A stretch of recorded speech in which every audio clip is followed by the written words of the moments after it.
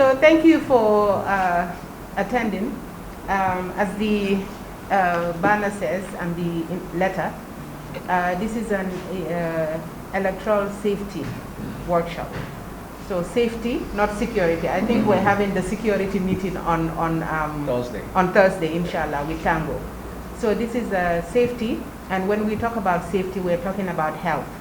We're talking about people being safe, and we're talking about, in this particular case, COVID-19. Because as much as elections are constitutional, and regardless of whatever happens, we will still have an elections on December 4th, and in April as well for the National Assembly. We also need to keep in mind that there is still a pandemic that is taking place, and in order for us to protect ourselves, our brothers and sisters, our community, we've all seen in India what happened after the elections, where they were getting almost 400,000 cases a day, positive cases in India. I have to commend the IEC because even where I went to register, there was hand sanitizers and everything. But in terms of the social gathering, you could still see people sitting very close together, and there were different people coming in and out. So this is why today, as part of the project, which we will get into proper in my presentation, we just wanted to bring to light some of these issues that we want you to consider, because you are major stakeholders in the electoral process. I would like really to pay a very high compliment to the Sahel Film Academy for this initiative, because this is unprecedented, and unusual times always require thinking outside of the box. And this being the first time that we are able to have this kind of conversation around our own health and safety, it is important that we are able to communicate whatever we get from here to our different constituents. Let us not put this information to ourselves, because our base, our supporters, our militants, whatever name you call them, are useful to us only when they are well. And this is one of those strategies to ensure that not only those of us in the executive are well, but everybody is part of the larger community. So I think it's important that we applaud the Sahel Film Academy for this initiative, and of course the funders of this activity. I see from the logos IRI and USAID. It's a tiny percentage of our population. In our case in the Gambia, we have less than 12% of the population covered so far. It's a little over 11%. It's not a bad start, but we shouldn't stop there. We still have a long way to go, because if we do not have coverage, universal coverage, none of us is safe. Because you don't want to be attending funerals of people related to you directly or indirectly through your party. I really appreciate that Sahel Films recognize the IPC as a central task in advocacy for safety during elections. I thank you on behalf of the IPC and entire membership for recognizing our stance. I equally want to thank Francis, who have engaged with the IPC a couple of times, and I believe in the policy. Our members have attested that each time we have an interaction with Francis, there is something we get on. So I believe Sahel have also received getting Francis on board that we will discuss. That being said, I want to recognize the presence of all parties that are here in attendance, members of the media. I was looking around, I realized that we have 5 more political parties to join us, but I believe before we are breakfast, we will have a number which is 18. If my counting is correct, as it stands, we have 13 parties. And then you, which is the youth branch of the IPC, which is where I'm supposed to attend. The one is in country, the other is in income. That is why we have one representative from you.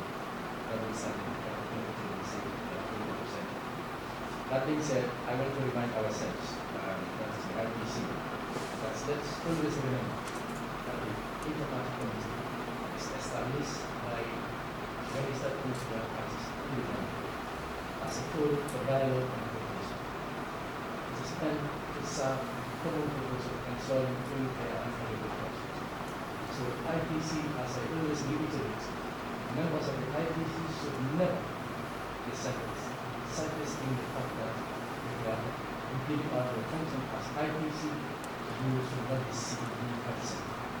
Once we start doing that, we will see.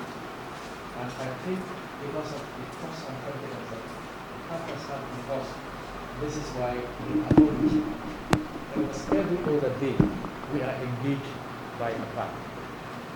So that goes to tell us that we have a daunting challenge here against elections and post-elections. But I believe we have the credibility to pass the test of time if we are ready to do it. And the readiness here means not being selfish, but to see the country and not an individual political party. That is fundamental. So I want to implore on you as colleagues, when we are at our political party meetings, let's share with them what is our position as IPC. That when it comes to decision making, we don't see party, but we see the country. And we will never take side with the party, but we will take side with who is on the right track. The project is a sub-award by the International Republican Institute, and it is being funded by the USAID. So just about Sahel films, for some of you, maybe we haven't had interactions yet. So we are a civil society organization that was established in 2018, advocating for the rights and advancement of marginalized groups. We use media. So our main focus on advocacy is using the media and filming, photography, music, and writing for campaigns, information dissemination, and public sensitization. So some of the projects we've handled, like I mentioned earlier, includes the Constitution Review project. When the Constitution Review was going on to develop a new constitution, we did a lot of video sensitization, especially on the progressive clauses of the draft constitution, which was to increase the number of the National Assembly, to add more women, youths, and people with disabilities. So we went all around the regions to sensitize the public on the progressive issues, and also to make sure that any miscommunication or misinformation on the draft constitution that were contentious issues were also clarified to the general public. I'm sure after this, maybe some of you can look at more of the work we do, but to save time, we will just maybe close it at that. And we also do empowerment of Gambians to develop skills in media, advocacy, and presentations. So the word Sahel, the name Sahel came from the Sahelian region, where, you know, around this time in 2018, there was a lot of backway migration. Up to today there is, but at this time it was really a lot. So we decided, what can we do with the youths to help them voice out their issues? Because there was really a problem with the illegal migration. So that's where the name Sahel came from the Sahelian region. But in Wolof, Sahel also, your mind, right? So Sahel, okay. So the institution is also accredited by NACA to conduct both training and assessment in youths that are developing skills in filming and photography. So we currently have a project with the UNDP that is funding Sahel to train 20 youths on livelihood skills. So now, in order to get rid of the illegal migration issue, you need to develop youths and help them build skills. We also have another project with IOM that is also training. These are now returnees. In writing, it's nice to say 2 meters, but in practical, is it possible? So some of these things would be very difficult, looking at our context in Gambia, looking at our situation in Gambia, looking at our people believe in COVID-19, but to give them a suitable distance, we felt 1 meter distance would do well. The vaccination, I think that should be the first point of conversation, because the vaccines will not prevent you from getting COVID. But like I said, and many people have made this analysis, it's like if you are driving, you wear a seatbelt, right? It won't stop you from getting an accident, but it can protect you from getting harmed or from dying. We all know that our hospitals are overburdened. So I think the first communication should be the vaccinations part. And I think one of the things that we're also going to be doing is to get the political party leaders to tell their supporters to get vaccinated. I think all the political party leaders are vaccinated by now because we've been keeping track. I've seen pictures of most of them getting the vaccines. So why are we not telling our supporters to get vaccinated? I think in every meeting, this should be the first sentence. Because that supporter that you're counting on to vote for you on December 4th, and they're not there. We all know in Gambia, every single vote counts. Because it's first past the post. Whoever leads by one, right? So this election could be determined by a very small ratio. So we need everyone to be alive and vote. So I think the first line of communication for the political parties, and this is the message I want you guys to take back, is to tell their supporters to get vaccinated. The president has vaccinated. We have pictures of it. The vice president, Talib, has vaccinated. The women, female leaders in the political parties, the mayor of Banjul, all of them, right? And all the other stakeholders, the PDOIS, everyone. And I'm sure your party leaders too. So let's send the message. When it comes to the vaccine, most of the African countries are now using it. I'm not saying they are forcing people to do it, but they are using a system that compelled people to have the vaccine. I am privileged to be within West Africa because I am an ECOWAS citizen. So I live in West Africa and I live in most of these West African countries. Now they have a gameplay. What they do is that they will encourage people that before you do A or B, you must get the vaccine passport. That's how they call it. And then because of this, people are now compelled to take the vaccine. I think whoever is on this lineup should come up with this suggestion, most especially with the IEC. And they will say, okay, anybody that wants to work with the IEC must present the vaccine passport. That will encourage a lot of people to take it. And this is what other countries are doing. Because they know you cannot force somebody to go and take vaccine. It's wrong. I cannot tell you go and take vaccine by force. I cannot arrest you for not taking vaccine.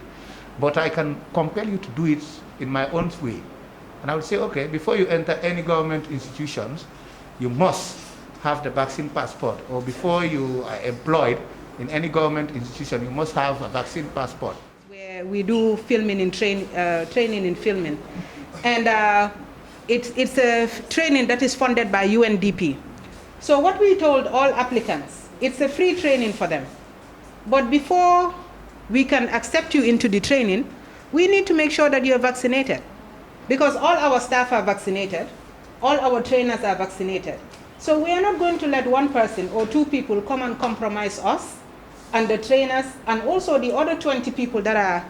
So I believe the vaccinations, it's not that people don't want to. I think it's because they're just not motivated. So as a group, we come to agree that there is a need to have encouragement, or there is the need to encourage voters to be vaccinated before they go to the polling station to cast their vote, because we felt that it is necessary, and amidst COVID-19, everyone should be careful of your own safety. And where there is gathering, it's important that the precaution measures are put in place individually. So this is important, and this is what we've discussed as a group, that there is a need to have vaccinated yourself, or upon that adding all the precautions that is necessary, that is to say, to apply the sanitizer, social distancing, observe, and then the nose mask on. We all agree that we like what we've seen, and we will take these recommendations on board and put it in as part of the document. And we will also have once we update the document with some of these suggestions or changes or recommendations, we will present it to IEC, and they will also do their internal validation on their part, and then we will have the final document. So when we have the final document, we'll also share it with the political parties.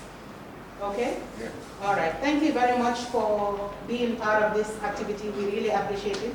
And like Mr. Bass said, we will definitely try to do more with the IPC. Definitely, it's a very important organization. It's a very important organization in terms of facilitating, just like civil society, we facilitate between government, you know, and the people. So you are between, you know, us, the public, civil society, and also the political parties. So, and it's very important that these messages also get transmitted to the party leaders so that we can, when we have our official engagement with them, they were already briefed about what we're trying to do.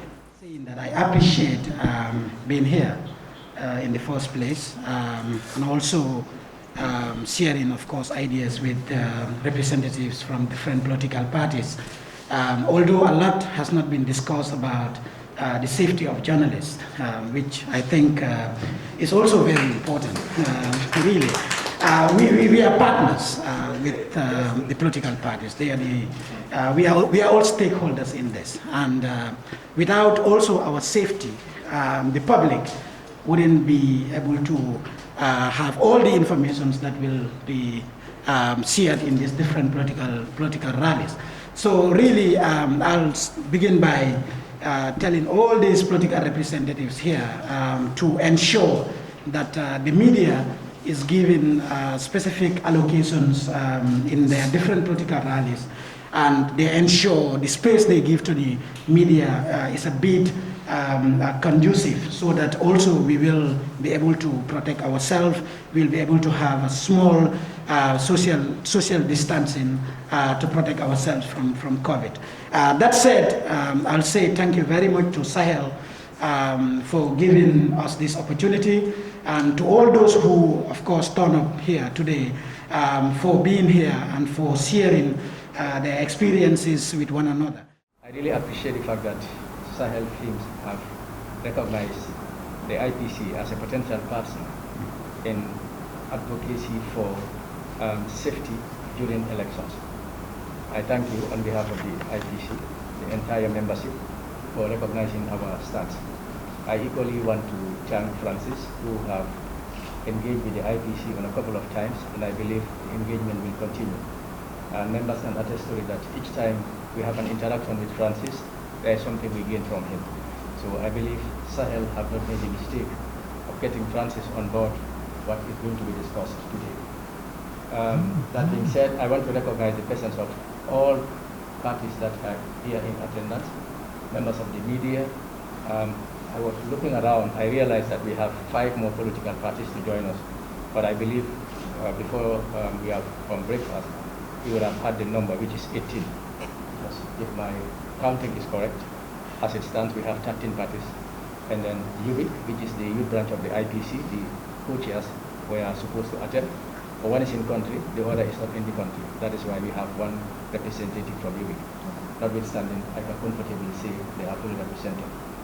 That being said, I want to remind ourselves, that is the IPC, that let's always remember that the Interparty Committee is established by registered political parties in the Gambia as a forum for dialogue and cooperation. It is meant to serve the common purpose of ensuring free, fair, and credible elections. So IPC, as I always reiterate, members of the IPC should never be selfish in the fact that when you are giving out your function as IPC, you should not be seen being partisan. Because once we start doing that, we will split. And I think because of the trust and confidence that partners have in us, this is why they are all reaching out. Almost every other day, we are engaged by a partner. So that goes to tell us that we have a daunting challenge here against elections and post-elections. But I believe we have the credibility to pass the test of time if we are ready to do it. And the readiness here means not being selfish, but to see the country and not an individual political party. That is fundamental. So I want to implore on you as always, when we are at our political party meetings, let's share with them what is our position as IPC. That when it comes to decision making, we don't see party, but we see the country. And we will never take side with a party, but we will take side with who is on the right track. That is fundamental. And I appreciate that some members, by their parties, they are not even called by their names, but they call them IPC. So that means those people are promoting the agenda of the IPC in the center of their political parties. If you are recognized by your party executive that you are always promoting the agenda of the IPC, I want to appeal, please, you are on course and maintain the status quo. That being said, I need not belabor on talking, but I want to appeal, and this is a very strong appeal. The IPC is not about monetary reward. The IPC is about what can we do for our country. I want everyone to have that at the back of your mind. I think this is very, very important, and coming at a time when there is a lot of activities around elections and crowds converging in different places at different times, and ensuring that there is electoral safety really is key and fundamental, more so during this period of COVID-19. What I learned here this morning is just so much. One of the most important things I learned is to understand the acceleration of the figures before the registration and after the registration, and how the COVID-19 has affected our people. Today I was surprised to realize that the increment was just too much. And I know, I'm not going to say that's the main factor. I'm not saying it's the main factor, but I believe it's one of the contributing factors because people could not adhere to the prevention method.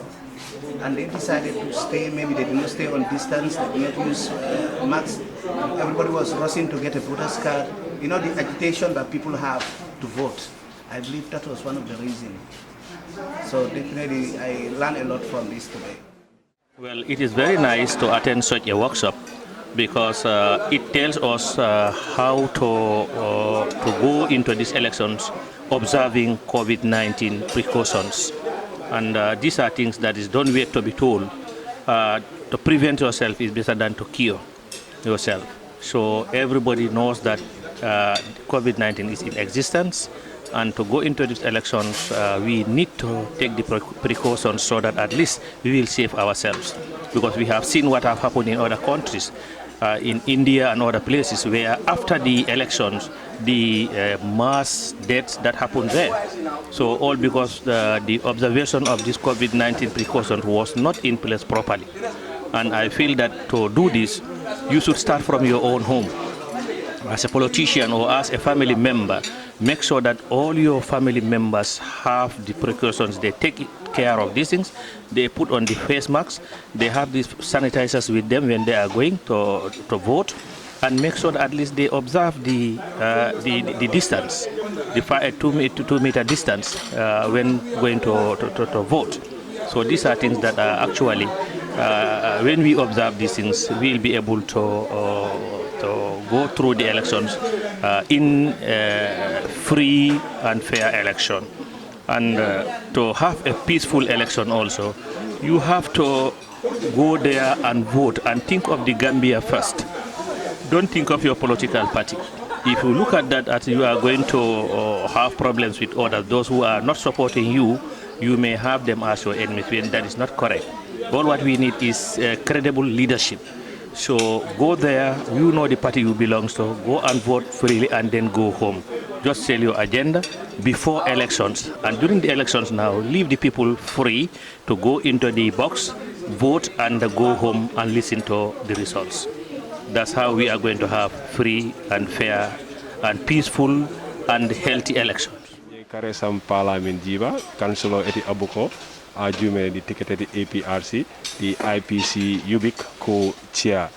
Njombe rege anosani an manje ombotengere no puru munu jo nyes kar abajun karta no puru munu lep karta ya di kaira bonya no jobo di kaira banja no manya meti boy ka sumutu kan ko regen covid-19 corona ko wodi suke babe loko jabe bi le elebe karta ya nu kano max nu kod sa han sanitasa ko bacci ja han sanitasa ni sefini wara ol sabe di mela munu pos o nyana ya banja no observe social distance ko ja social distance moy ujum ja no current space pour apali fanan mana jo mu tara munu leb karta di karta bonya jo lako sinde mun ko bem resource. My colleague, women journalists, I'm sure they are putting the measures, safety measures in consideration. But then to add on to that, for them to have advancement when it comes to safety of their own self, they should participate to ensure that in their individual families, let them try to communicate messages to their families to save themselves from the pandemic.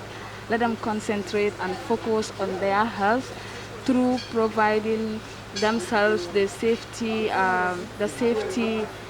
equipment they should use, like the sanitizers and others. They should make sure that they take the actions from themselves first, try to observe the safety measures generally. Assalamu alaikum. maa ngi nuyu ñëpp di sant ñëpp di gërëm ñëpp di introduce ma boppa man la Salimatu Mané di represent the IPC Interparty Committee jóge ci parti bu ñëw wax GDC di Gambia Democratic Congress. Tey workshop bi nag am na solo trop parce que tey jàngal nañ ci li nga xam ne luy dimbale ñu ndaw yi ci élection bi nga xam ne si moom lañ jublu ndig élection bi ñëpp xam nañ ne ndaw yi dañ leen di use si élection bi te tey jàngal nañ ne ñun ndaw yi ñun ñoo war a nekk di peacemakers ñun ndaw yi ñoo war a nekk di si front line bi ñun ndaw yi ñoo war a dugg mobilize si suñu waajur pour ñu génna dem vote si jaama loolu nekk na jàngat boo xam ne ñun jàngat nañ ko te bu soobee yàlla dinañ ko wàccee ci grassroots level bi pour ñun tam ñu dem waxtaan ak nit ñi nga xam ne ñoo nekk si gox-goxaan yi li ma bëgg a wax rek tam mooy askan gi di Gambians yi képp koo xam ne yaa ngi jóg pour dem sànni karta make sure ne bala ngaa dem nga am sa face mask parce que dafa am solo torop te boo demee tam fi nga xam ne moom foofu la ñoo sànnee karta make sure ne social distancing bi tam is very important bu leen jege wante ndik feebar bi bari na te feebar baa ngi reye te it niit nañ tam hand sanitizer make sure ne bala ngaa dem si rang bi nga jël sax hand sanitizer nga sanitize sa loxo bi from there nga dem si queue bi nga dem vote